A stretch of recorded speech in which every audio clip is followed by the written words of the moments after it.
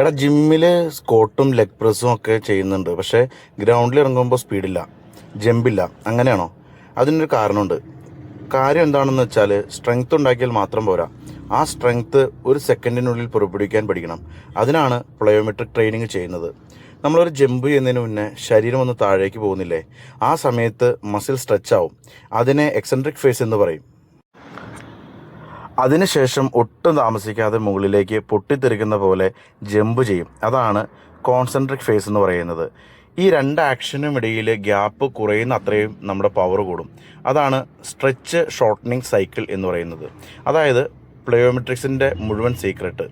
പക്ഷേ ഒരു കാര്യം, എല്ലാവരും ആദ്യ ദിവസം തന്നെ ബോക്സിൻ്റെ മുകളിൽ കയറി ചാടി ഇറങ്ങാൻ പാടില്ല. അതാണ് പലരും ചെയ്യുന്ന ഏറ്റവും വലിയ തെറ്റ്. പ്ലയോമെട്രിക്സിന് ഒരു പ്രോഗ്രഷൻ ഫേസ് ഉണ്ട്. ആദ്യം സ്ക്വാട്ട്, ലഞ്ച്, സ്കിപ്പിങ്, പിന്നെ ഒരു ചെറിയ ജമ്പ്, അതിനുശേഷം bunny hop, standing long jump, hurdle jump, bounding. എല്ലാം ശരിയാൽ മാത്രമേ ഡെപ്ത് ജമ്പ് പോലുള്ള ഹൈ ഇൻറ്റൻസിറ്റി എക്സസൈസിലേക്ക് പോകാവൂ. ഇനി ഡ്രോപ്പ് ജമ്പ് നോക്കാം. ഇതിൽ ബോക്സിൽ നിന്ന് ജമ്പ് ചെയ്യുകയല്ല, താഴേക്ക് ഡ്രോപ്പ് ചെയ്യുകയാണ് ചെയ്യുന്നത്.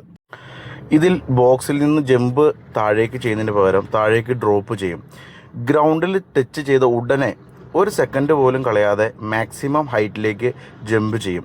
ഇവിടെ ശ്രദ്ധിക്കേണ്ടത് ജമ്പ് ഹൈറ്റ് അല്ല, ഗ്രൗണ്ട് കോണ്ടാക്റ്റ് ടൈമാണ്. കാല് നിലത്ത് ഒട്ടിക്കിടന്നാൽ എക്സസൈസിൻ്റെ എഫക്റ്റ് കുറയും. ഇമാജിൻ ചെയ്യൂ, നിലം ചൂടുള്ള ചട്ടിയാണെന്ന്.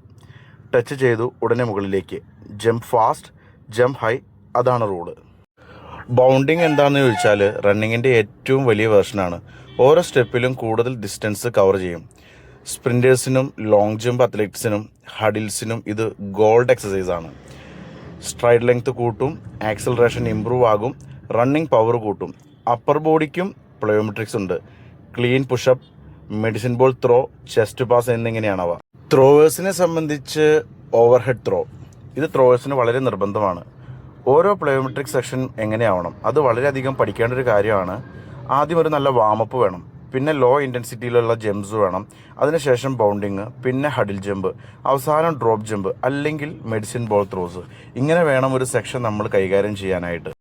ഒരു ദിവസം 500 ജമ്പൊന്നും വേണ്ട. ബിഗിനർ ആണെങ്കിൽ ഒരു 40 കോണ്ടാക്റ്റ് മതി.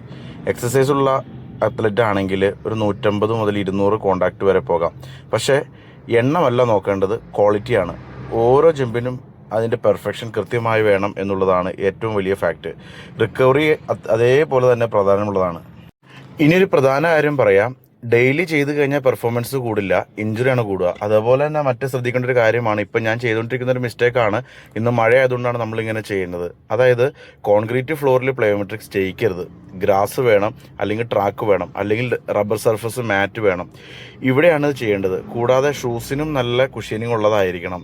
കുട്ടികൾക്ക് പ്ലയോമെട്രിക്സ് ചെയ്യാം, പക്ഷേ ലോ ഇൻറ്റൻസിറ്റിയിലെ കുട്ടികളെ ചെയ്യിപ്പിക്കാൻ പാടുള്ളൂ. അവസാനമായിട്ടൊരു കാര്യം കൂടെ ഓർത്തോ, പ്ലയോമെട്രിക്സ് എന്നത് കൂടുതൽ ജമ്പ് ചെയ്യുന്നൊരു സാധനമല്ല. കുറച്ച് കോണ്ടാക്റ്റ്, നല്ല technique, maximum speed, maximum power. അതാണ് ശരിക്കുമുള്ള പ്ലയോമെട്രിക്സ് അപ്രോച്ച് മെത്തേഡ്. ഇതുപോലുള്ള സ്പോർട്സ് ആൻഡ് സയൻസ് വീഡിയോ ഇഷ്ടമാണെങ്കിൽ വീഡിയോ ലൈക്ക് ചെയ്യൂ, ചാനൽ സബ്സ്ക്രൈബ് ചെയ്യുക. അടുത്ത വീഡിയോയിൽ സ്പ്രിൻറ്റേഴ്സിന് മാത്രമുള്ള പ്ലയോമെട്രിക് പ്രോഗ്രഷൻ എന്താണെന്നുള്ളതിന് നോക്കാം. ഈ ചാനൽ നിങ്ങൾക്ക് ഇഷ്ടപ്പെട്ടെങ്കിൽ